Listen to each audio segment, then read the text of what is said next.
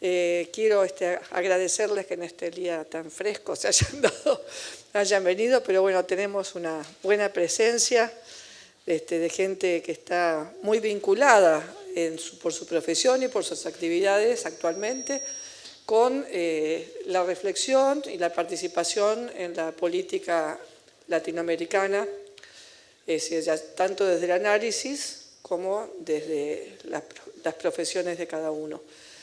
De paso queremos avisarles que, bueno, que vamos a tener una actividad la semana que viene, el día 12, donde se va a analizar la problemática de la libertad de expresión, su regulación, los problemas que hay con las nuevas regulaciones, con las nuevas tecnologías, los nuevos problemas que aparecen en relación con esto, el papel de los medios y de la televisión. Y después el 19 vamos a tener nuestra actividad mensual de economía. Así que después le vamos a ir avisando sobre la programación del mes de agosto. Si no mal recuerdo, también el 2 de agosto tenemos una actividad relacionada con ciudades, es decir, todo el problema de la urbanización y de la ocupación del territorio desde una perspectiva democrática y moderna de las ciudades. Y bueno, nuestra actividad mensual de economía, pero bueno, ya después le vamos a pasar bien los nombres de las personas que van a participar y las temáticas. Y próximamente vamos a disponer de una plataforma de la Fundación donde ustedes van a poder encontrar la totalidad de los videos de cada una de las charlas que se han ido dando desde el principio de año. Y es un material que está a disposición a los fines de la formación, de la lectura, de la conversación y también vamos a tener a partir de la plataforma una posibilidad de un mayor diálogo, digamos, entre ustedes y la Fundación. Así que ahora la voy a dejar a Valentina Delich a cargo de la presentación del panel y agradeciéndoles a cada uno de ellos su participación. Bueno, muchísimas gracias Lilia, muchísimas gracias a la Fundación ALEM. Buenas tardes a todos. La verdad que sí que está un poquito fresco hoy. Bueno, la mesa que nos convoca hoy es una mesa que está pensada para dialogar sobre la Argentina en el escenario regional. Hoy me parece que el diálogo va a ser riquísimo. Tenemos tres excelentes profesionales con tres trayectorias bien distintas, lo que hace muy rico el diálogo. Tenemos sin duda una académica y una intelectual, tenemos un diplomático de carrera y tenemos un dirigente político de primera. Entonces me parece que el diálogo va a ser extremadamente rico en miradas y perspectivas. Déjenme presentarles a nuestros oradores en el orden en que van a hablar. Entonces a mi derecha está Liliana de Ries. Liliana es doctora en Sociología en la Universidad, en la École de Haute Étude en París. Es premio CONEX en Ciencias Políticas, creo que fuiste premio CONEX 2 veces, si no me equivoco. Investigadora del CONICET principal y autora de algunos de los informes de desarrollo humano del PNUD. Al lado está Carlos Cherniak, diplomático de carrera, también abogado de formación. Actualmente tiene el rango de ministro. Entre sus destinos estuvieron Uruguay, Paraguay, China, Armenia. Actualmente es el director de Asuntos Parlamentarios. Y a mi izquierda tengo a Marcelo Stubrin. Él es de formación abogado, desde la Universidad Nacional del Litoral, ¿no? Que vos sos egresado. Dirigente de la UCR, ¿cómo? Histórico. Pero no viejo, era un dirigente muy joven. Yo recuerdo como militante de Franja Morada, Marcelo Stubrin venía con nosotros a discutir la contradicción fundamental. ¿No? No te rías, Lilita Puig. Diputado nacional, todos recordamos su trabajo en la Comisión de Relaciones Exteriores, miembro del Consejo de la Magistratura, de la Comisión de Acusación, y hoy presidente del Comité Capital y hoy nuestro embajador en Colombia.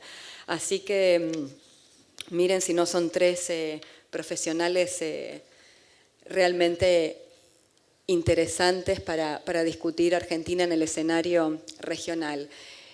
Solamente una pequeñísima introducción para por ahí focalizar un poco un tema que podría ser demasiado amplio, como es la inserción argentina en el escenario regional.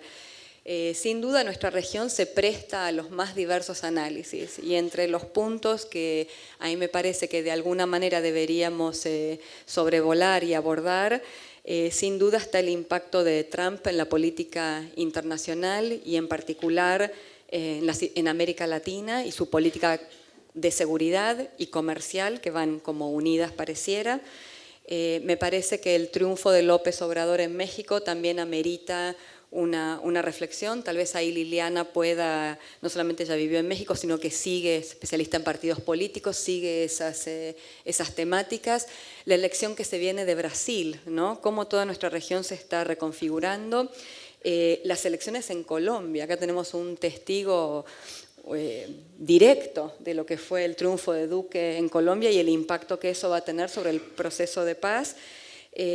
Así que me parece que tenemos un panorama, un escenario político en América Latina que bien amerita que tratemos de puntualizar algunas de esas implicancias para la estrategia argentina en el escenario regional. Y en ese sentido me parece que también hay algunas preguntas que también sería interesantes que abordemos, en particular si tenemos un diplomático en la mesa de carrera, el gobierno ha expresado que su política exterior es una inserción inteligente en el mundo. Sería interesante reflexionar sobre qué es una inserción inteligente en el mundo. El gobierno también ha tomado algunas decisiones en política exterior bastante impactantes, se ha retirado de UNASUR, también sería importante. Bueno, no se retiró, no, perdón, corrijo. Vamos a decir, la situación suspendió, exacto, en un stand-by. Y se está repensando nuestra relación con los socios regionales. Hay toda una especie de mantra que se utiliza para decir que tenemos que converger entre el Mercosur y la Alianza del Pacífico al mismo tiempo que mantenemos nuestras diferencias. ¿Cómo se puede hacer esa convergencia Mercosur-Alianza del Pacífico manteniendo nuestra diferencia? Me parece que también debería ser parte de la discusión. Así que los invito entonces a... estaría bien unos 15-20 minutos de exposición. Entonces, los invito a empezar el diálogo. Empezamos con Liliana de Riz, después Carlos y después Marcelo. Y yo tengo preparado un papelito que dice 5 minutos para ver si podemos más o menos mantener el tiempo, sobre todo para que podamos abrir a preguntas y debates entre todos los aquí presentes. Liliana, entonces te cedo la palabra. Gracias, buenas tardes a todos. Como el tiempo es corto, yo adelanto que lo que me pareció interesante tratar aquí es un pantallazo del mundo de hoy en cambio, la región en cambio, y dentro de la región, como decía Valentina, a mí me parece que las elecciones de México y las futuras que se avecinan en Brasil son dos eventos centrales, sobre todo en Brasil, enormes consecuencias, pero también la de México, para terminar pensando dos o tres cositas solas breves sobre Argentina. Entonces, en primer lugar, hablar de la región sin hablar del mundo en cambio no es posible, es decir, nosotros sabemos que el rasgo más distintivo de este mundo cambiante es la incertidumbre, es un mundo más complejo, más incierto, cambio tecnológico, cambio climático, nuevas amenazas a la seguridad, miedo, xenofobia, nacionalismo, ese es el contexto en el cual está la región. Y la región, hoy hablar de región también hay que pensar los cambios, porque una región sugiere afinidades culturales, políticas, económicas. Los que tenemos ya bastante edad, sabemos los 60, los 70, había un discurso regional, la dependencia, el atraso, la reforma, la revolución, había liderazgos latinoamericanos. Todo esto hoy no hay. Entonces, frente a esta colección de países que buscan un lugar en el mundo y de agendas muy heterogéneas, la nota distintiva es también de la diversidad y la incertidumbre. Dicho esto, lo que realmente marca hoy a la región es un cambio de ciclo, digamos que los esquemas de poder de la Segunda Guerra Mundial está mutando fuertemente. Si uno mira el mundo del Atlántico, el espacio occidental, ahí tiene el efecto Trump.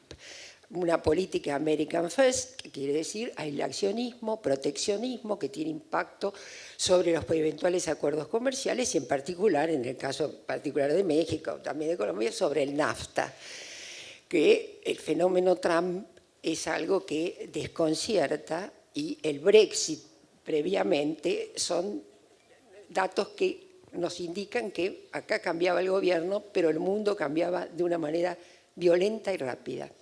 Si uno mira el lado europeo, ve a una Europa fragmentada, ve a una Italia anti-euro con liderazgo de la Liga del Norte, el señor Salvini, que es un xenófobo y que en realidad este integrismo popular de los italianos hoy siempre se llamó fascismo, aunque ahora la palabra está un poquito abandonada. Y, por otro lado, Merkel, que finalmente logra sostener una coalición muy precaria, y toda Europa con el tema migratorio fruto del descalabro del Medio Oriente, de la fallida primavera árabe, y frente a ese problema las respuestas en muchos casos, como el italiano sin duda, son la cerrazón, la xenofobia que crece, y el nacionalismo, la idea de soberanía que es de Trump y que en Europa, uno dice en Europa, la Europa de Turquía con Orbán, estos autoritarismos que regresaron, o la Europa del Este con Hungría, o en Europa Austria con el señor Kurz. Digo, es un panorama absolutamente modificado en un tiempo corto que asombra mucho. Frente a ese panorama internacional, desde el punto de vista del paisaje social, sin duda en los países desarrollados las clases medias pierden ingresos y también se cierran con el miedo al florecimiento de lo que yo llamaría utopías regresivas en cada país diferentemente expresadas. Nosotros también tenemos ese problema, pero es diferente en la medida en que estas clases medias vieron, digamos, que se cortó el escalón de la eventual movilidad social que existía. Ahora bien, en términos de cambios políticos, porque la región tiene problemas estructurales diversos y coyunturales en cada país, más allá de ciertas notas que algunos países comparten de desarrollo intermedio con todos los problemas que trae eso. Pero por eso decía que las elecciones en México y las futuras en Brasil, o el panorama de Brasil hoy, son dos temas, porque el otro es Colombia, se lo dejo a Marcelo, ahí se nos hundió el centro y el miedo terminó polarizando. Pero en México realmente primero, porque yo me apuro, digo, tenemos poco tiempo, lo que toda la región tiene en común es escándalos de corrupción, inseguridad y violencia y enorme desigualdad. Podemos ver matices entre países, pero esos son los grandes temas que están en el trasfondo de esta desafección política, de este modo en que se expresa en la región la crisis de representatividad, que es una nota compartida de las democracias occidentales desarrolladas. Ahora bien, frente a ese panorama, México es un caso muy singular de, como ustedes saben, 70 años de dominio del PRI. El PRI cae en el 2000, pero regresa en el 2012, y es desde el punto de vista de los escándalos de corrupción y desde el punto de vista de la violencia, sobre todo en los últimos tiempos, realmente obsceno.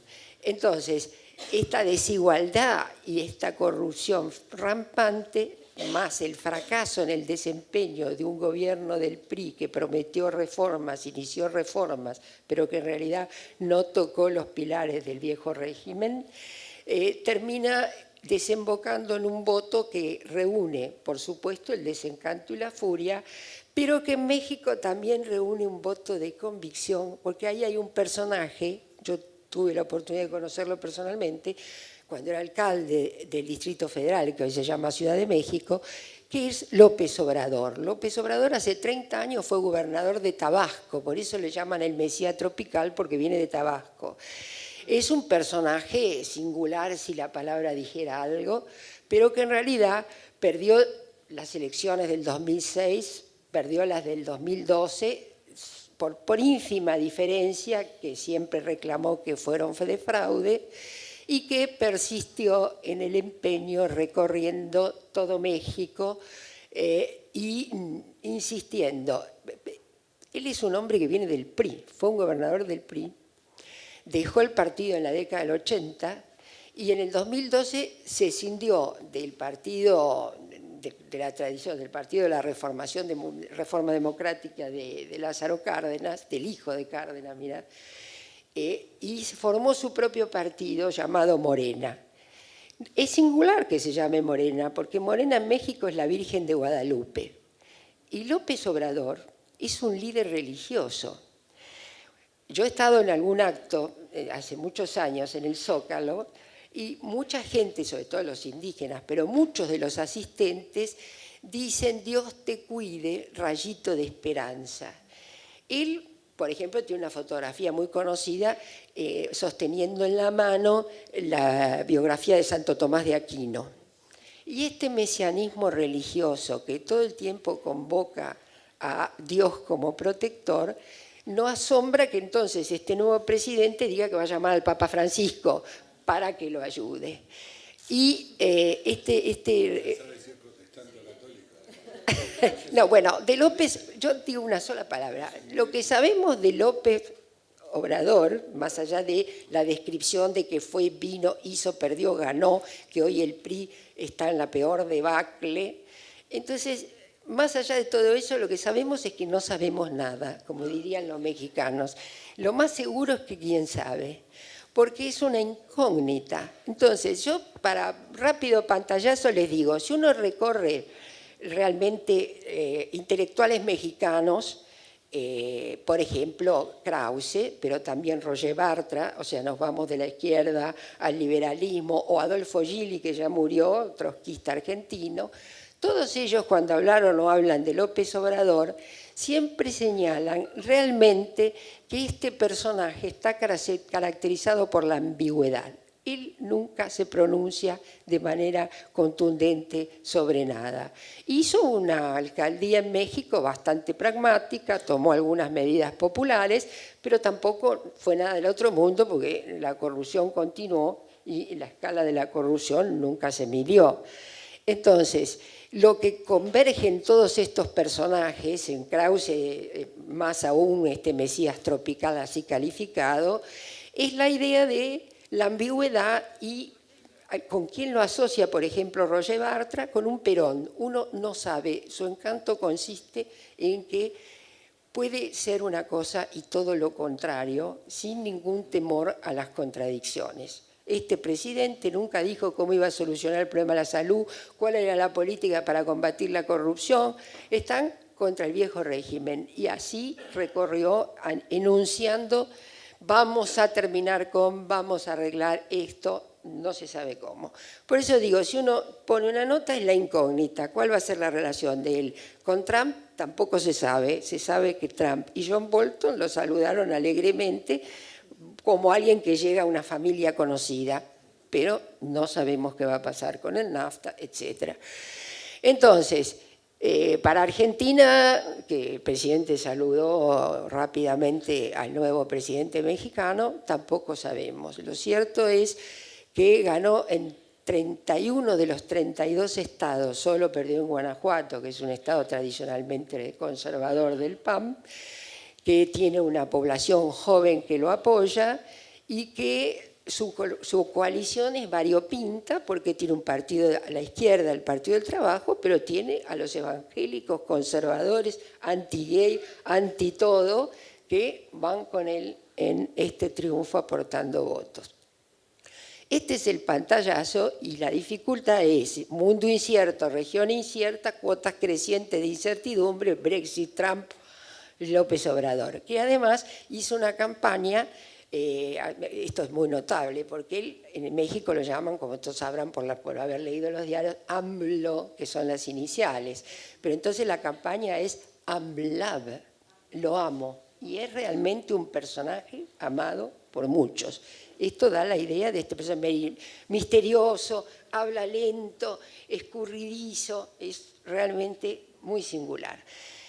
Si uno salta de ahí a Brasil, que en octubre tendría las elecciones, va a tenerlas, la incertidumbre es total.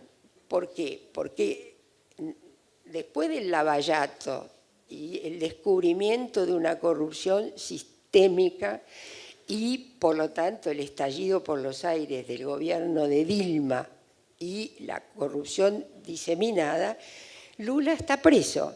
Entonces, con Lula, la élite empresarial y poderosa tiene una posición ambivalente. Hay quienes piensan que debe quedarse preso porque la ley es igual para todos y porque está sospechado de lavado, etcétera, etcétera. Pero hay quienes piensan que debiera de competir y ganar porque está muchísimo más arriba que cualquier competidor en esta elección, porque asegura que es un hombre sensato, que es un hombre que va a respetar las reglas del mercado y que con Lula se sabe lo que va a pasar, mientras que sin él se entra en otra turbulencia, en otra incertidumbre. Y por otra parte, los candidatos que no son él, la Marina, otros, Ciro Gómez o Akim, que es el gobernador de San Pablo, están lejísimos de poder competir con las cifras que logra Lula. Entonces, el Brasil se mueve en una situación de incertidumbre, pero al mismo tiempo muy preocupante, porque ahí hay un candidato que tiene carrera política de origen militar, que es el João Bolsonaro, que no tiene el menor empacho en la xenofobia, el racismo y la defensa del régimen autoritario para Brasil. Y como dice un periodista muy conocido, Clovis de O Globo, Brasil perdió la vergüenza y defiende descaradamente en gran parte de la sociedad la vuelta a una dictadura si la dictadura es el orden. Porque ahí tenemos Lula, que se fue del gobierno con el 87% de popularidad, habiendo sacado a 40 millones de personas de la pobreza, y hoy tenemos realmente que esas clases medias vulnerables, que por supuesto con el lento crecimiento de la economía, cada vez vieron su situación más precaria.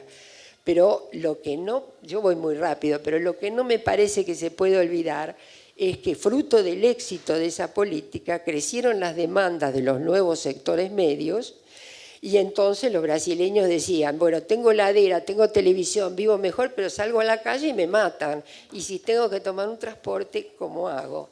Este crecimiento de las demandas, los juegos, no me sale, el Mundial, que fue en Brasil, el Mundial. Claro, eso desató mucha furia, entonces Brasil combinó la lucha contra la corrupción, los escándalos, la movilización popular y la inseguridad y la gran desigualdad que en Brasil permea toda la sociedad, porque si nosotros en realidad hablamos de desigualdad y diferencias, es incomparable con la desigualdad en Brasil, que realmente tiene una raíz clasista y racista, y que es realmente muy fuerte. Ya está.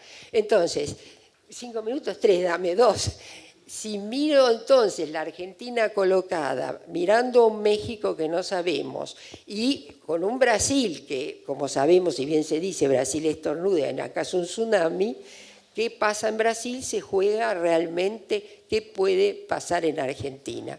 Y en síntesis, Argentina cambió de gobierno con un presidente que salió a buscar un lugar en el mundo, se rompió el aislamiento, y esto es una cosa muy importante, pero el mundo le cambió rápidamente, el mundo de los Clinton se evaporó, y frente a este mundo, ¿cómo se va a ubicar? Esto es también un dilema y una incógnita. Debe hacer eso y debe hacerlo, como sabemos, con un gobierno débil en minoría institucional, con una oposición sin un liderazgo claro y en una coalición que tiene sus dificultades internas para consolidarse, pero que sobre todo no es una coalición de gobierno, porque en la Argentina gobierna el presidente y su partido. No digo más. Bueno, para una primera ronda estuvo clara, contundente. Muchísimas gracias, Liliana.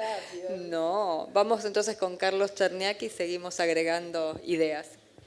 Sí, es un mal ejemplo, Liliana, porque lo hizo corto y ahora la presión la tengo yo. En primer lugar, quiero agradecer a Lilita y a Jesús la convocatoria, porque para mí representa no solo venir a dar una charla, sino una suerte de vuelta real al partido en términos activos y en términos de poder encontrarme un montón de amigos que veo las caras y me emocionan. Y en particular compartir la mesa con Marcelo, que ha sido quien me ha formado en política, la persona que primero me ha hecho básicamente entender lo que significaba el compromiso militante con el radicalismo, bancátela, y por supuesto después, cuando uno va creciendo, va discutiendo con su maestro y ya no necesariamente estamos siempre de acuerdo, pero de todas maneras mi cariño y mi afecto es absolutamente para siempre. Está claro, ¿no, Muñoz? Vos seguí, pero bueno, se la seguimos después. A ver, algunas claves para comprender el contexto internacional. Básicamente, en los últimos 30 años, a partir del proceso de inicio de la posguerra fría, se produce un proceso de transformación global, una intensificación de la globalización, de la revolución tecnológica, genera un debilitamiento del Estado-nación y de la gobernabilidad del sistema internacional que claramente entra en un proceso crítico.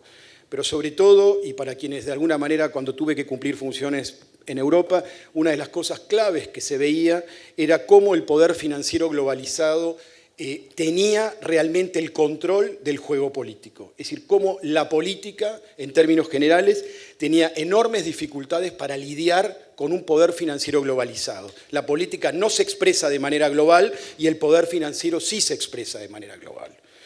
Dicho esto, creo que es importante marcar el tema de la crisis del internacionalismo liberal. Digo esto porque en general había un gran optimismo respecto de que la caída del muro de Berlín iba a generar una suerte de paz kantiana en el universo y por lo tanto lo que iba a haber era un universo mucho más predecible, mucho más cierto, mucho más pacífico y mucho menos riesgo. Pero la realidad, lamentablemente, es que esto no pasó. Hay un incremento de tensiones entre los grandes jugadores. El ascenso de Trump y su nueva estrategia de defensa lo confirma. Su visión de mantener la superioridad militar y económica ante los otros grandes jugadores como China y Rusia, y eso claramente demuestra a un Trump y a un liderazgo de la principal superpotencia como una estrategia hegemónica que no es liberal. Y esto va de la mano, y lo corrobora, su estrategia de debilitamiento de los regímenes internacionales. Cuando uno observa las decisiones de salir del Acuerdo Climático de París, del Pacto de Naciones Unidas de Migraciones, el tema del cuestionamiento al NAFTA, digamos, al Acuerdo de Libre Comercio del Norte, el desconocimiento a las resoluciones de Naciones Unidas sobre Jerusalén, la denuncia al acuerdo con Irán, sus críticas y casi sus amenazas de salir de la Organización Mundial de Comercio, el retiro del Consejo de Derechos Humanos de las Naciones Unidas, en fin, todo su mensaje planteando más fronteras, más muros, menos puentes y, en definitiva, menos integración y menos cesión de soberanía. Todo eso nos lleva claramente a que la gobernanza global está mucho más débil, las instituciones y los regímenes internacionales están sufriendo de impotencia y aquí entramos en una paradoja interesante. Resulta que el país más defensor del libre comercio es China y el país más defensor del proteccionismo son los Estados Unidos. Y es una gran paradoja. Al mismo tiempo, mientras esto lo percibimos en el área económico-comercial, nos encontramos que desde el punto de vista de la seguridad internacional, China y Estados Unidos son aliados. No hay forma de resolver la cuestión norcoreana si no existe un acuerdo entre Estados Unidos y China y al mismo tiempo son los principales competidores por el poder mundial. En la estrategia de seguridad nacional 2017 de los Estados Unidos, China, así dice textualmente, China representa el principal adversario estratégico de Estados Unidos en la disputa por el poder mundial. Está claro que el factor clave en esa disputa es el tema del conocimiento. Y digo esto porque básicamente cuando hablo del conocimiento estoy hablando de inteligencia artificial, estoy hablando de Internet de las cosas, estoy hablando de robotización, de biotecnología, de neurociencias. Estoy hablando de una China que crece al 6,9% promedio, pero que las producciones de alta tecnología está creciendo al 12,5%. Y el boom de consumo que se está produciendo en China es infernal y al mismo tiempo hay una gran celeridad en el cambio tecnológico. Pero ese cambio tecnológico es un cambio tecnológico de carácter cualitativo, porque lo que uno observa es que el 77% de la expansión del Producto Bruto Interno produce básicamente es por productividad en todos los factores de producción, lo cual implica que China básicamente está siendo exitosa en términos de innovación y en términos de aplicar esa innovación y ese avance científico-técnico a sus factores de producción. Podría dar muchos otros datos, pero los tiempos son tiranos, lo usaremos si las preguntas vienen. Básicamente de 1970 al 2000, hasta antes del siglo XXI, China dependió de los Estados Unidos de su crecimiento en alta tecnología. Pero a partir del siglo XXI, China tiene ya autonomía científica y tecnológica frente a Estados Unidos, en patentes internacionales, en emprendedores, en graduados en ciencias duras, en publicaciones científicas. Y quiero solo citar la visión simplemente de Xi Jinping como objetivo, como uno de los grandes objetivos chinos. Plena autonomía en la investigación científica y tecnológica más avanzada, inteligencia artificial. La clave es la aplicación de esta inteligencia artificial a la economía real. Ustedes dirán, pero ¿por qué está hablando tanto de China? ¿Cuál es el tema? Porque yo creo que si nosotros tenemos que pensar en una estrategia como país, en términos de una estrategia internacional, tenemos que entender ese contexto en el cual nosotros tenemos que movernos. Comprender estas claves a mí me parece que nos acercarían más a una inserción de carácter inteligente. El contexto regional. América Latina ha flirteado entre dos lógicas muy claras y determinadas por el peso específico de la superpotencia dominante, los Estados Unidos. Básicamente, la lógica de la autonomía y la lógica del alineamiento de la aquiescencia. En general, no se manifestaron de la misma manera en cada uno de los países, pero al menos podríamos mencionarlas como para ordenar un poco el enfoque.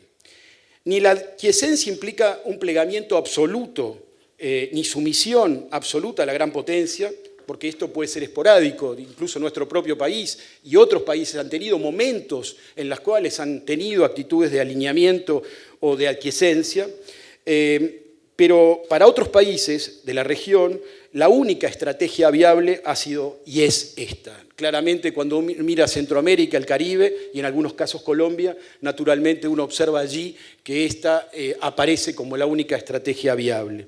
Pero a su vez la autonomía no implica oposición sistemática a la gran potencia. La clave es diferenciar los intereses en un marco de asimetría. Por eso hay componentes pragmáticos o realistas que superan los ideológicos para evaluar el accionar estratégico de cada país. La idea de autonomía ha tenido una gran evolución en América Latina. Está claro que en algún momento dado era una estrategia, una visión de autonomía defensiva como una especie de respecto al principio de no intervención de la superpotencia. En otros momentos, en los 50, en los 60, las estrategias desarrollistas tenían más que ver con una especie de autonomía más ofensiva por la positiva y no en carácter defensivo. Luego volvió cierto esquema de oposición a la gran potencia, pero básicamente en los 90, con el consenso de Washington, lo que se viene básicamente es un debilitamiento del concepto de la autonomía. Y lo que se observan básicamente son los países tratando de ver cómo y de qué manera se producía la menor aquiescencia posible y en algunos casos por convicción una fuerte aquiescencia, un fuerte alineamiento al poder omnímodo de los Estados Unidos en ese momento. Claramente llegamos al siglo XXI con diversas crisis internas en materia económico-financiera en varios países de la región y resurgen las ideas de autonomía, no solo respecto de Estados Unidos, sino también con relación a las instituciones que conforman la arquitectura financiera internacional, Fondo Monetario, etc. Es claro, digamos, que los denominados populismos de izquierda, yo lo pondría esto muy entrecomillado, de alguna manera revivieron o resurgieron estas ideas autonómicas. Ahora, el escenario actual requiere que consideremos algunas cuestiones. El primer punto central cuando uno piensa en la región tiene que entender que hay una pérdida de gravitación de América Latina en el escenario mundial. Baja relevancia estratégica para la mayoría de los países más importantes del sistema internacional. Una disminución relativa de su participación en la economía mundial.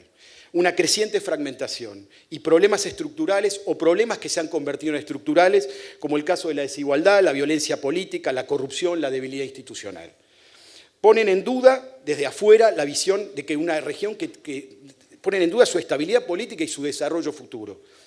América Latina, otro punto importante, aparece en la agenda global solo por cuestiones de agenda negativa. Cuando uno mira las cuestiones que se discuten a nivel global sobre América Latina, aparece Venezuela, o aparece qué va a pasar en Colombia, o la cuestión de la incertidumbre en México o Brasil, pero por agenda negativa, no por agenda positiva.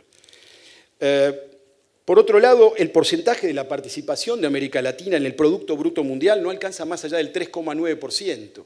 Y en la participación en el comercio de América Latina en las exportaciones no es más del 3,6% y en las importaciones no es más del 3%. Por otra parte, no se percibe entonces a la región como capacidad de sustentar un proyecto político colectivo.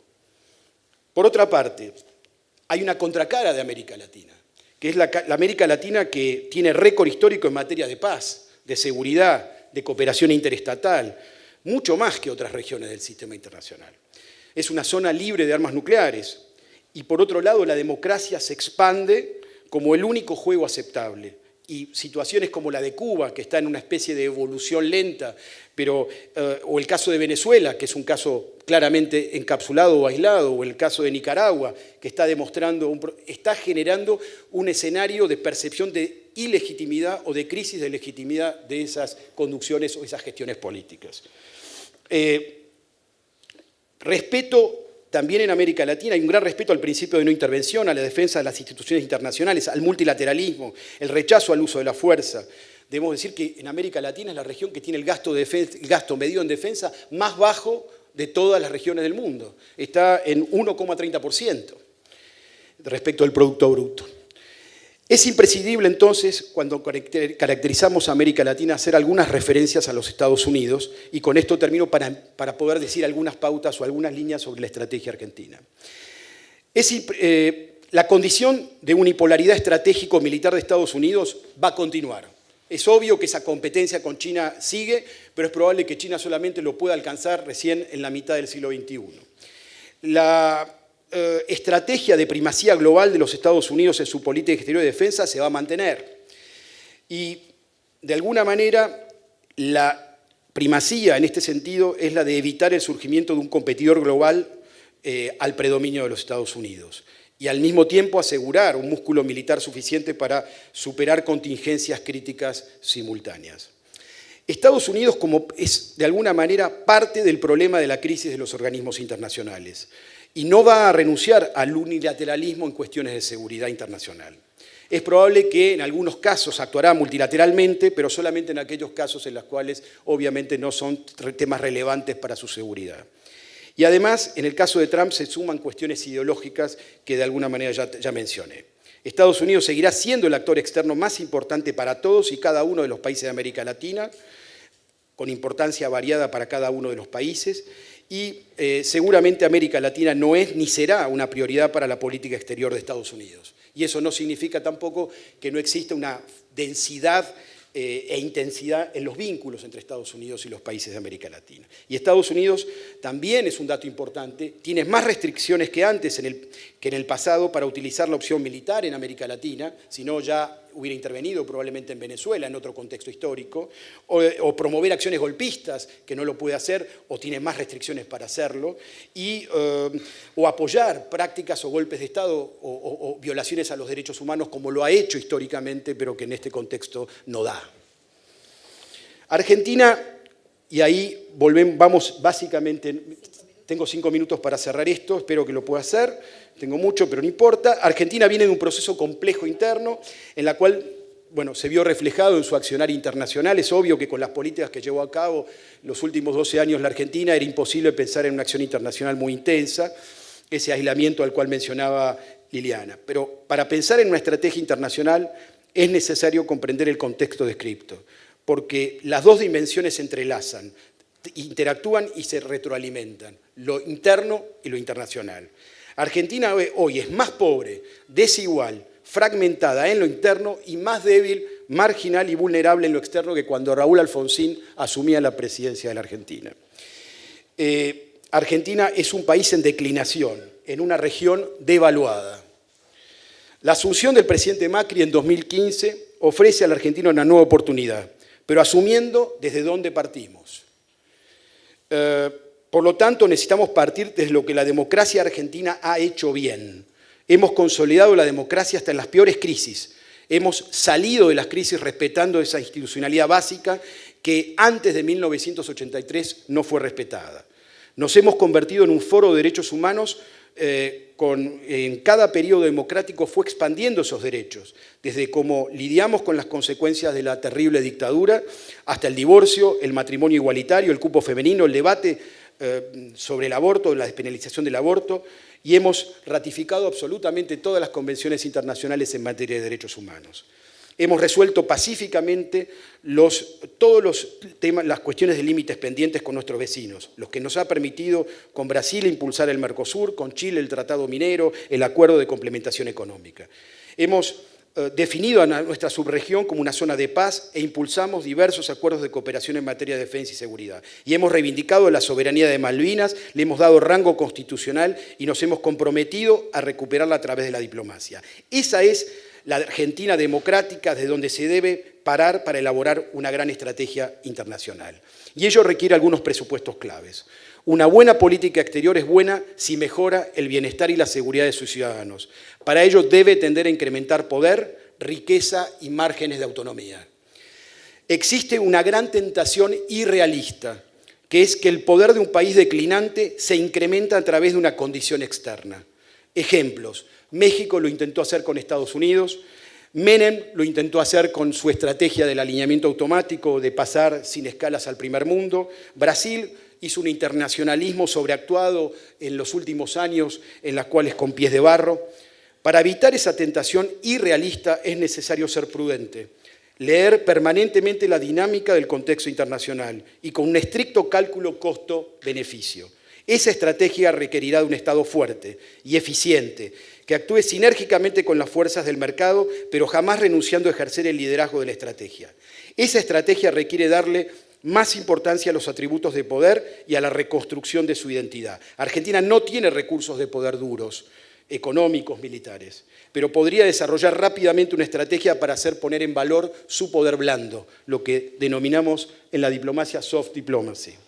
Cuando menciono poder blando me refiero a estabilidad política, a la aportación a la cultura mundial, al compromiso con los asuntos internacionales, a la calidad de su educación, al uso de las tecnologías, al entorno para la inversión, a la imagen y percepción positiva del país. No obstante, Argentina tiene una calificación razonable en muchas de estas cuestiones, no ha logrado aún elaborar una estrategia que convierta esos atributos en poder blando influyente. Según el índice Portland 30, que es una consultora que establece cuáles son los primeros 30 países en poder blando, digamos Francia, Estados Unidos, Inglaterra, Argentina está en el puesto 33 y solamente el único latinoamericano es Brasil en el puesto 29 y recién después está Chile en el 32 y 34 México. Otro aspecto que quisiera señalar es la necesidad de una revolución educativa, en clave conocimiento, conforme se están preparando los grandes jugadores del sistema internacional. Argentina tiene un gran capital humano disperso con proyectos innovadores exitosos, sin que ello mueva el amperímetro del país. Una buena estrategia internacional en el contexto actual requiere de impulsar un nuevo modelo educativo y científico-tecnológico que a través de una agencia estatal que dependa directamente del presidente, o sea, una agencia que tenga un liderazgo de poder, defina las prioridades para los campos de la innovación. Inteligencia artificial, robótica, genética, nanotecnología, ciencia de los materiales, audiovisual, Internet de las cosas, para hacer sinergia con todos los centros existentes y crear el marco normativo para que esos productos innovadores, startups, puedan comercializarse en el mercado. Aumentar la productividad de los factores de producción. Crear patentes científicas nuevas, promover la formación de capital humano, adecuando el sistema educativo a esos objetivos. Argentina como foro del conocimiento regional y un polo de innovación mundial. Estado liderando la estrategia, más las universidades y centros de investigación y más el sector privado. Esto para mí debería ser el objetivo de nuestra marca país. Tenemos muchos modelos en el mundo, Silicon Valley, Corea, India, pero indudablemente el modelo israelí probablemente sea uno de los modelos más importantes para considerar. Quiero terminar diciendo lo siguiente. Facundo Manes suele decir algo que en general me llega mucho, en algunas cosas coincido, en otras no, pero cuando dice, ¿cómo la Argentina va a entrar en el mundo del conocimiento si tenemos 30% de pobres, malnutridos y los que van a la escuela reciben una mala educación y la malnutrición y la pobreza afectan el cerebro. Uno podría decir que todo este discurso se cae, choca básicamente con este mensajito nada más que Facundo de alguna manera marca. A mi criterio, allí reside la verdadera grieta de la Argentina. Si queremos resolver problemas estructurales, tenemos que parar de sacarle leche electoral a la vaca de la grieta, para pasar a consolidar las bases para esa estrategia nacional, aún a riesgo de perder votos. Recuerdo lo ambicioso que fue en los 80 construir los consensos fundamentales con el peronismo para impulsar las leyes de defensa y de seguridad, después de la trágica dictadura. Pero lo logramos, lo conseguimos. Y en general estos consensos no se logran con quienes nos gusta, se logran con aquellos que no nos gusta, se logran con aquellos que no queremos, pero son aquellos que reflejan la realidad de poder. Primera conclusión, entonces. Entender el contexto internacional y su dinámica requiere un análisis cotidiano, profundo, sofisticado, que permita tomar nota para que nuestros decisores hagan los ajustes necesarios en la estrategia implementada. Por ejemplo, hablamos de proteccionismo en el mundo y estamos impulsando acuerdos de libre comercio y esa es nuestra estrategia. Al menos debemos reflexionar qué significa esta situación. Avanzamos por acuerdos de libre comercio en un contexto donde crece el proteccionismo. Esto requiere una reflexión. El tema de no tentarse a buscar reemplazar las necesarias acciones internas, los consensos que hablaba, para revertir el declinio argentino a través de una condición externa. La debilidad coyuntural, y esto me parece fundamental, no debería conducir a decisiones de impacto estructural negativo para los intereses nacionales. Es decir, que estemos mal no significa que tengamos que ceder a consolidar situaciones estructurales en el futuro que creemos que quizás podamos revertir. Y un ejemplo que me parece importante es no alinearse a la estrategia de securitización que algunos sectores de los Estados Unidos pretenden para América Latina. Nosotros no podemos entrar en esa visión porque para nosotros está claro lo que nos costó construir una diferenciación entre la política de defensa y la política de seguridad. Y si esto nosotros como radicalismo no lo tenemos claro y se lo hacemos llegar al gobierno, quizás algunos sectores del gobierno puedan pensar que este sería el camino más fácil, el fast track, reemplazar el proceso de construcción de consensos a través de una estrategia de aquiescencia. No perder de vista que las grandes estrategias son de mediano y largo plazo. Por ello, el camino de construcción de consensos es inevitable. Si no, serán solos ataques espasmódicos que no generarán más credibilidad ni consolidarán poder de negociación nacional. Mi último punto es un mensaje a la dirigencia del partido, que alguno hay por acá. Así que, y si no, se lo transmiten los amigos.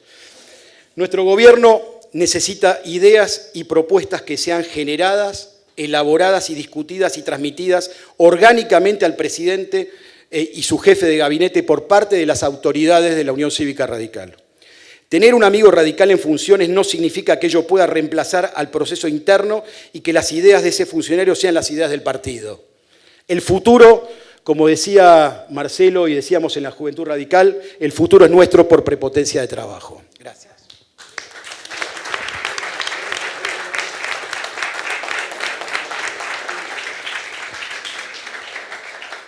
Bueno, muchísimas gracias, Carlos. Ha sido también una exposición clara, muy clara y al punto y llena de ideas que ameritan que las discutamos más profundamente.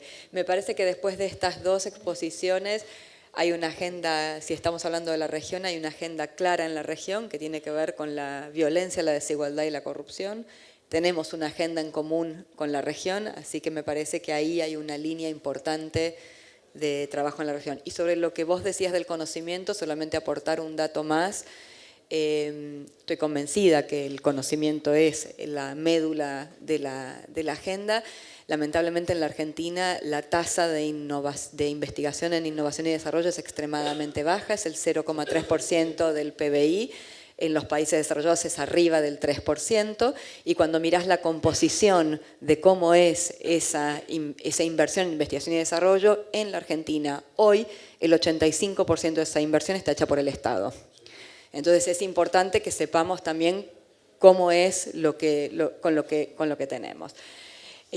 Bueno, nos queda entonces ahora la exposición de Marcelo Stubri. Marcelo. Gracias, Valentina. Estuvieron brillantes, es difícil lo que a mí me toca, los dos expositores como siempre. Es la tercera vez que hablo sobre este tema en un foro partidario. La primera vez fue el 11 de septiembre del 2014 acá, en este mismo lugar, sentado en la misma silla. La segunda fue en febrero del 2017 en Córdoba, en las sierras, en Río Minaclavé, no, en Villa Giardino. Y la tercera es esta. Y tengo mis notas de esas presentaciones.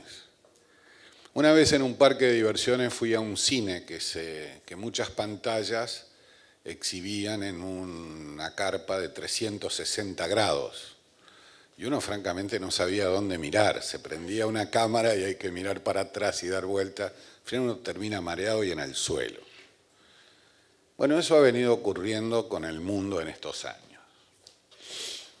Yo voy a tratar de ser breve y decir algunas cosas, en fin, que pueden resultar de interés a los efectos del debate. Pero la primera cosa que quiero decir es que la militancia política tiene que difundir una idea central, y es que no existe la dicotomía entre política doméstica y política exterior. Es una dicotomía falsa, como todas las clasificaciones y las taxonomías contienen algunos engaños. Es difícil satisfacer una agenda de política doméstica sin tener en cuenta lo que pasa en los países vecinos.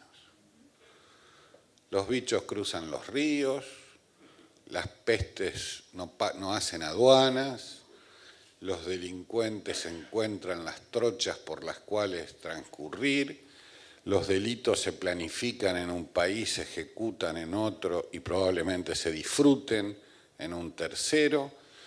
Digamos, eso de lo cual se habla hace muchos años, que se llama la agenda interméstica o la agenda de las cuestiones de la política local que tienen que ver con la política internacional, ni hablar del mercado de trabajo, del capital, del comercio. Esa llamada agenda interméstica está muy poco observada por el liderazgo político, al menos de nuestra región, que es lo que nos compete. En Europa, unos cuantos años más de una integración más rigurosa hace que los dirigentes políticos, los primeros ministros y los presidentes tengan en su agenda la política exterior de un modo mucho más significativo, mucho más relevante. Esa idea a la francesa que la política exterior y la de defensa son del presidente y que el primer ministro se ocupa de la agenda diaria, es algo que ocurre bastante en la tradición política europea de estos años que han transcurrido. En Argentina no. En América Latina tampoco. Las preocupaciones por entender lo que ocurre en los países vecinos no son una cuestión de diplomacia, son una cuestión de interacción de los actores significativos de las sociedades. Y eso es lo que falta. Los dirigentes sindicales, los empresarios, los científicos, los tecnólogos, estos no son clubes de viajes y de turismo. Los partidos políticos tienen que tener vinculación. Entre paréntesis, cada vez que leo que López Obrador es un socialdemócrata, nunca lo vi en ninguna reunión de la socialdemocracia, jamás, de lo poco que hay, digamos, o de quienes se reconocen como tales, y sin embargo lo es más allá de su voluntad. Pero sobre todo es un líder fuerte en un país fuerte que tiene que articular con un vecino fuerte, con el que mucha gente, y tan irresponsablemente como yo ahora, pronostican que van a tener relaciones viriles de machos fuertes y que se van a dar la mano a través de la frontera. Nadie lo puede afirmar ni negar en este contexto. Y después de la visita de Trump a Corea del Norte. Ya que me desordené y entramos por ahí, les quiero contar que en los 60 había 3 grupos chinoístas en el movimiento universitario, sobre todo en Bolivia y en Perú, que eran los países, en la Universidad de San Marcos, que eran los países con más presencia de grupos de la izquierda. Había maoístas, había coreanistas, partidarios del abuelo, y había un grupo albanés que defendía las ideas de Enver Hoxha. Y en los congresos tenían muy fuertes debates acerca de cuáles eran las relaciones entre China y la Unión Soviética, entre Estados Unidos, la Unión Soviética y China. Entonces algunos decían que eran relaciones de disputa y otros decían que eran relaciones de asociación. La verdad es que entre Trump y China hay relaciones simultáneas de disputa y de asociación. Uno no es tan grande para reclamar el primer lugar en el mundo y el otro no es tan poderoso para silenciarlo y ponerlo detrás de una jaula. Por eso Corea. Algunos podrían decir también por eso Trump cumplió su palabra de retirarse y destruir el tratado TTPI, que era el tratado anti-China que había hecho con Japón y todos los países del mundo del Pacífico.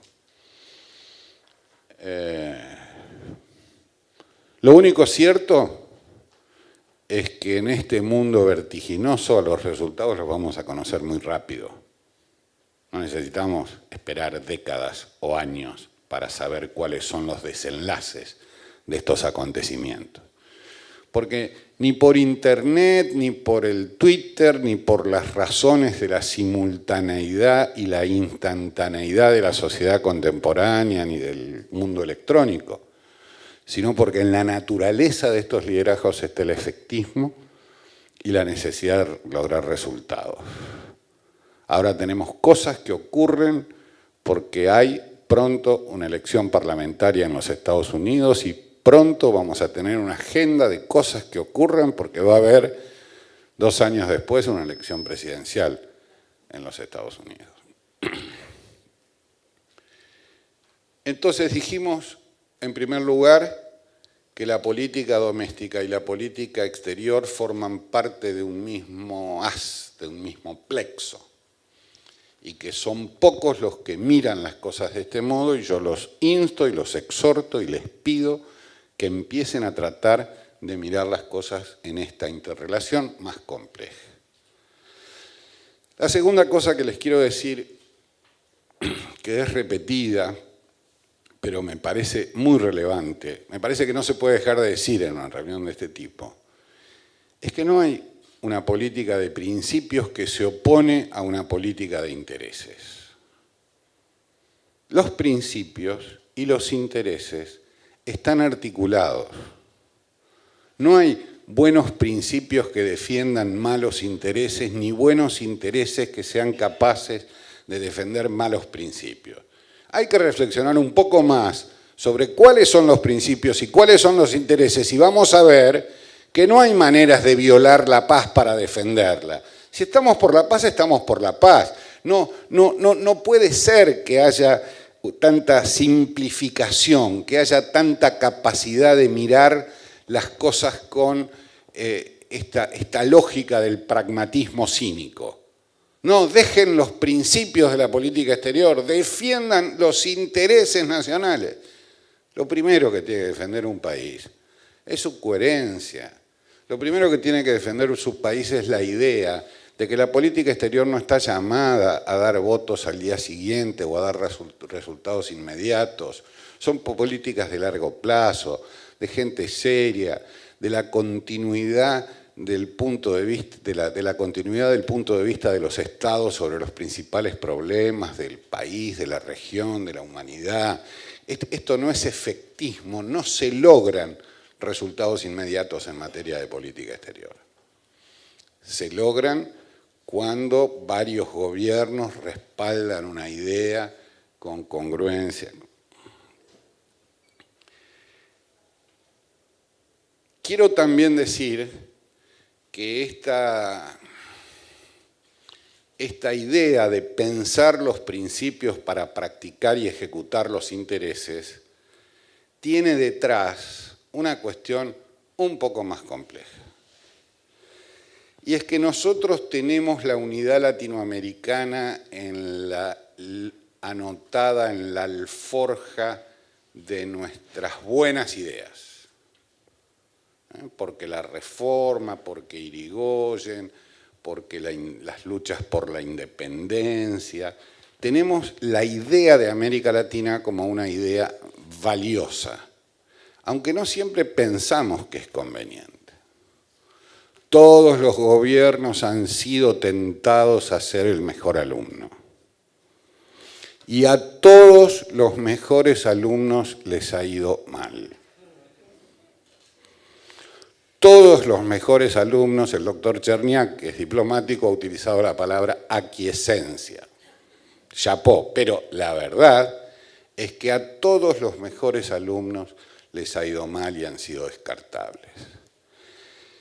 Y las decisiones de articulación son complejas porque hay competencia. Son complejas porque hay un espacio de oportunidades escasas.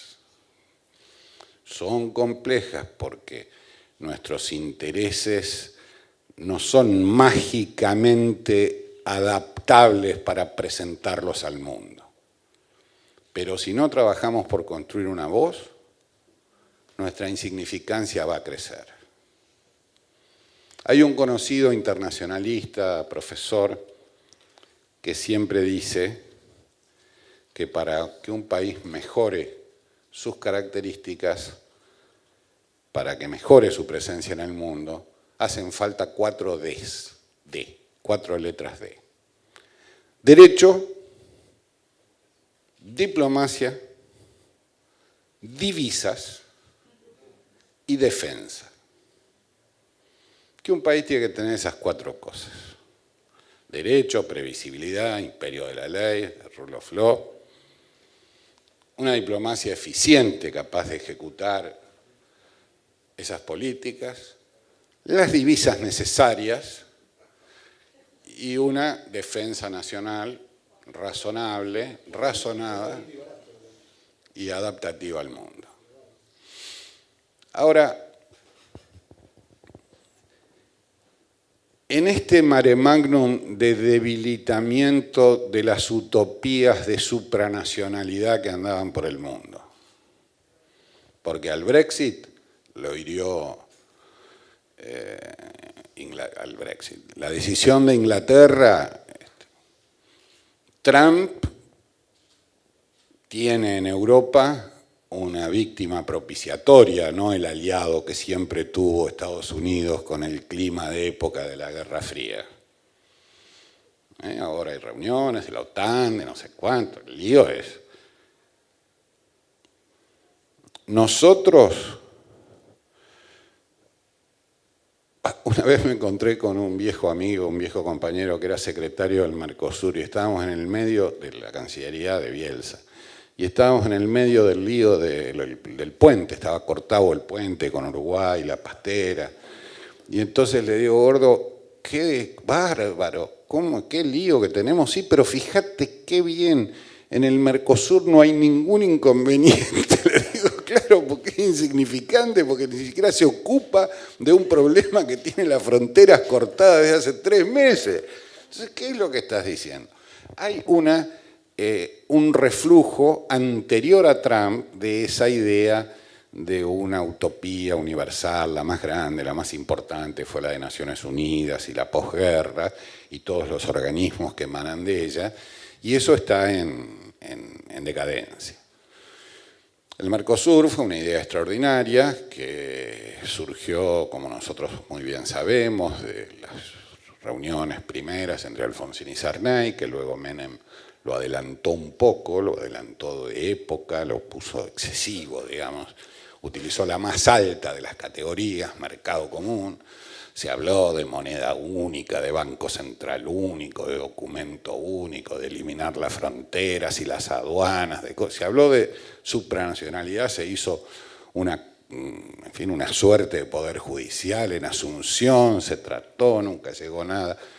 Bueno, luego, en realidad, se puso un arancel externo común, lo que lo hacía parecer más a una unión aduanera, y bueno, pero después resulta que la lista de excepciones era más larga que la lista de productos permitidos, y entramos al debate del pollo, del cuero, del pino y del pan, y los grandes sueños de llevar al mundo la presencia de esta región quedaron bastante desvalidos, como tantas de estas utopías que en el mundo estaban vigentes. Creo que este escenario, desafortunadamente, suele ser utilizado por muchos que propugnan la idea de que Argentina sola es más suelta de cuerpo, está en mejores condiciones negociadoras que la Argentina en representación de una región más grande. Bueno, yo creo lo contrario. Creo que Argentina, acompañada de los países de la región en complejas articulaciones políticas, vale más, tiene más autoridad, tiene más escala en el mundo y está en condiciones de llevar adelante políticas más exitosas para cumplir con el compromiso que nos pide Carlos, que es una política exterior que aumente el bienestar, las condiciones de nuestro pueblo. Pero este dilema de asociación o competencia con los vecinos es más profundo, tiene más riqueza, tiene más matices y más condimentos. Porque como ustedes saben, la política exterior, la seguridad, la defensa, la inteligencia, la cooperación en la lucha contra el crimen organizado y demás delitos internacionales forman parte de un plexo que el mundo tiende a considerar en un haz, tiende a mirar un gran reflector que habla de esas cosas. Y ahí hay cuestiones que tienen que ver con la construcción de confianza y cuestiones que tienen que ver con la construcción de oportunidades de obtener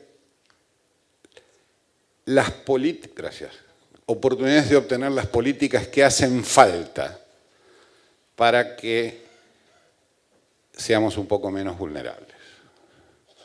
Yo sé que todos vamos a decir, si nos preguntan y nos apestillan, que con estos niveles de desigualdad la vulnerabilidad no tiene destino, pero ustedes saben, y sobre todo saben los que se ocupan de políticas educativas, que hay muchos acá que veo adelante mío, no vas a resolver la educación cuando se termine la pobreza, no se va a terminar la pobreza si no haces cosas antes con la educación.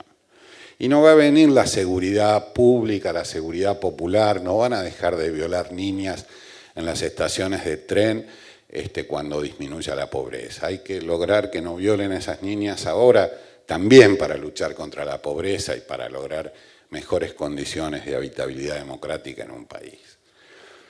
Y eso tiene bastante que ver con la cooperación contra el delito. El plexo de los delitos internacionales requiere profesionalismo, seriedad, rigor, y no facilismo demagógico que no lleva absolutamente a ninguna parte, del que se ha probado mucho en muchos años de la historia argentina, con no sé cuántos jefes de la policía de la provincia de Buenos Aires recuerdan ustedes que se han elegido durante los 30 años de gobiernos del justicialismo. Hasta que llegó Vidal, los jefes de policía, y ella también tuvo que cambiar uno, los jefes de policía de la provincia de Buenos Aires cambiaban a razón de 3 por año. Entonces acá hay una cuestión tanto como los ministros de seguridad, acá hay una cuestión de rigor y de seriedad en la consideración de estas cuestiones.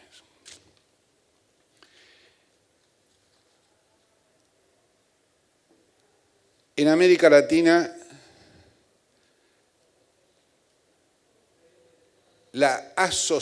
se dijo durante mucho tiempo que la idea de que los gobiernos de la región pertenecían a un mismo signo iba a resolver los problemas porque iba a ser preeminente la asociatividad. ¿Recuerdan? Bachelet, Kirchner, Lula, Correa. Ocurrió más o menos al revés. Los Tabaré, antes de Tabaré, Mujica, ocurrió más o menos al revés. La afinidad no construyó asociatividad, construyó niveles de competencia, francamente, muy difíciles de entender, pero así fue. Porque el problema no es la afinidad ideológica de los gobiernos, sino el rigor y el trabajo en el sitio, la esquina donde se articulan la política regional y la política local. Y eso es lo que faltaba. El puente al que aludimos fue entre dos gobiernos amiguísimos. Y los conflictos comerciales con Brasil fueron durante gobiernos amiguísimos.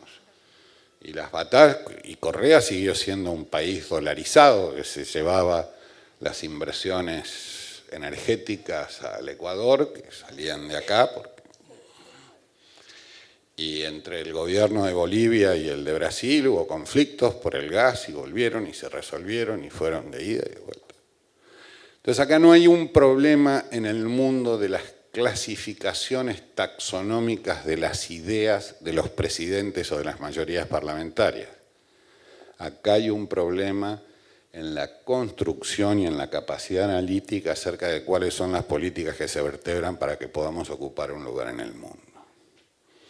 Entonces yo no quiero ser esquemático, no quiero decir Latinoamérica o nada, no voy a decir la Argentina si no tiene un camino, pero sí voy a decir que si la Argentina no tiene una política para intentar construir una combinación compleja y en diversas escalas, de diversas velocidades, con todos los países de la región, vamos a retrasar notablemente el lugar que debiéramos ocupar en el mundo. O dicho de otro modo, seguiremos en niveles de estancamiento que no son los que satisfacen ni a nuestros votantes, ni a nuestras expectativas, ni a la etapa histórica que vivimos en el país.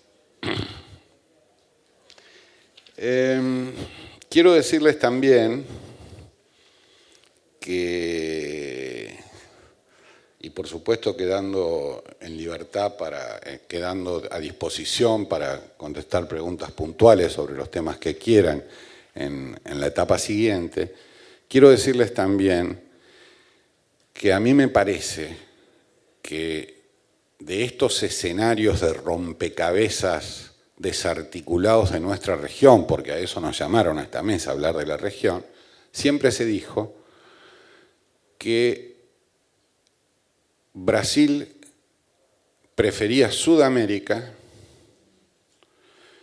que Estados Unidos prefiere el panamericanismo de todo el hemisferio y que Argentina siempre prefirió Latinoamérica. Hay mucha literatura sobre esto, muchos libros, muchas cosas escritas, muchos artículos, mucha opinión. Yo francamente les digo, en círculos concéntricos, si no somos capaces de llevar adelante políticas de naturaleza más compleja para aprovechar las condiciones relativas bastante homogéneas que tienen nuestros países, con algunas diferencias de escala, económica, etc., no vamos a adelantar.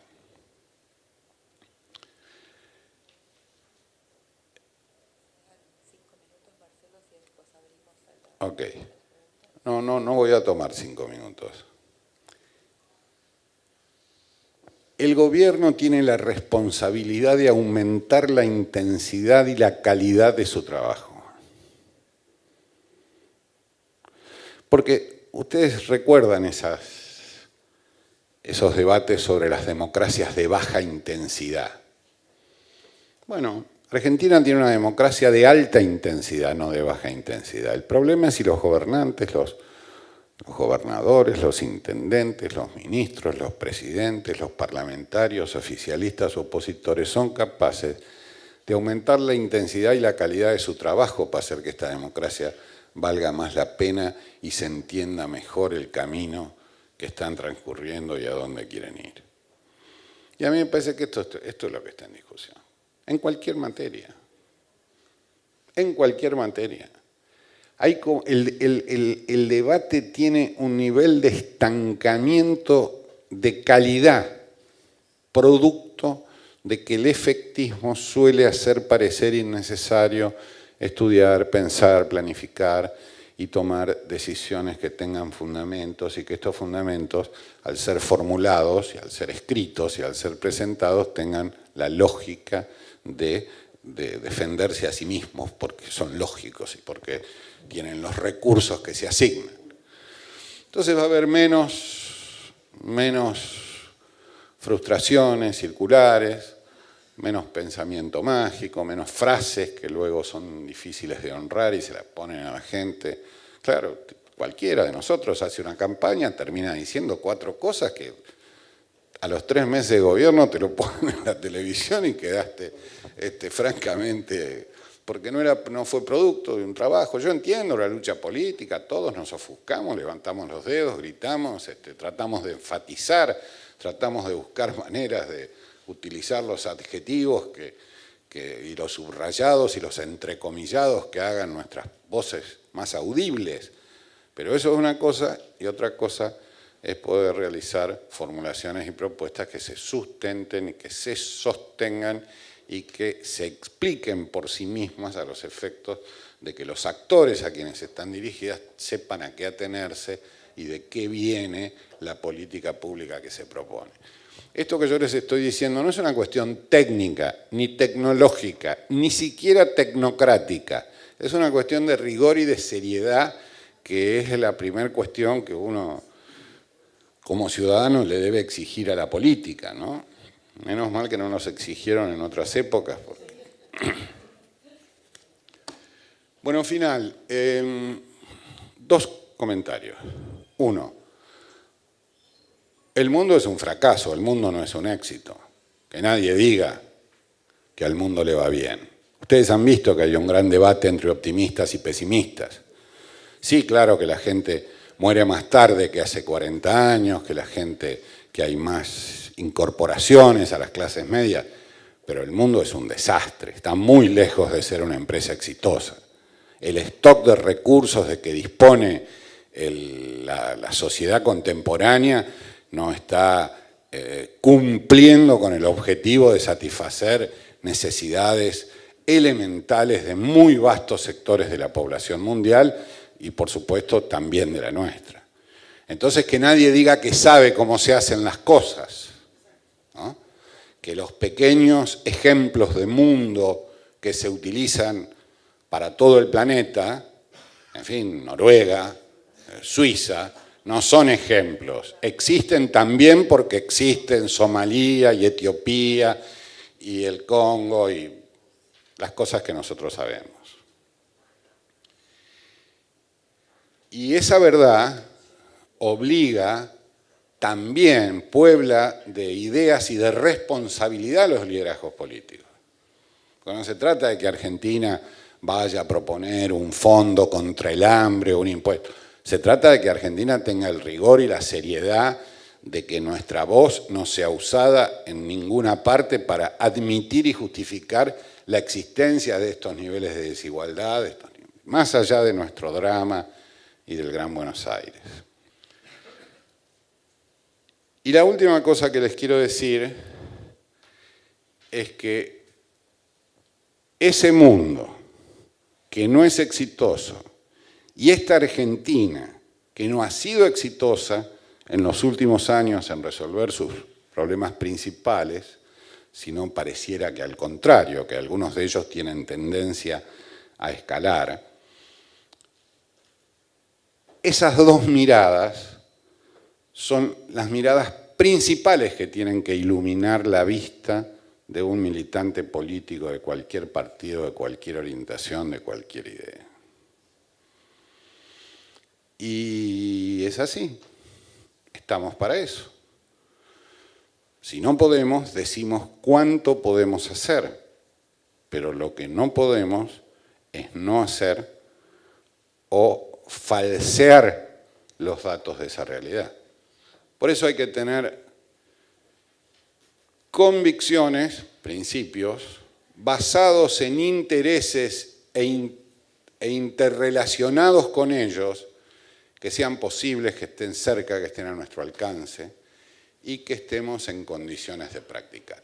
Esto es la labor de un partido político. Ese es el laboratorio de construcción de ideas desde viejas identidades, afinidades, amistades, relaciones, identificaciones históricas, compromisos, responsabilidades, hechos aportados a la historia del país, pero esa es la responsabilidad actual. ¿Cómo hacer para esto? Es mucho más importante que quién va a ser el senador en la próxima elección en la provincia de no sé dónde. Entonces, muchachos, recuerden, los caballos sirven para tirar de los carros, no pongan caballos a empujar a los carros porque no van a poder los caballos empujar a los carros. Lo primero que está en juego es esto, y es esa la construcción que la sociedad le reclama a un partido político. Cuando tengamos eso, después las candidaturas serán motivo de debate, de discusión, serán mejores, serán peores, acertaremos, cerraremos, que eso es lo de menos. Gracias por la invitación y por haber participado.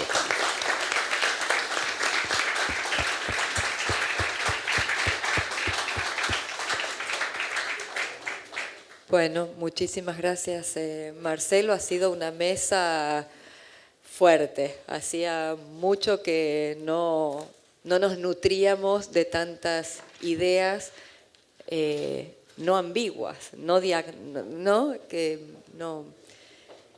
con mucha invitación a discutir.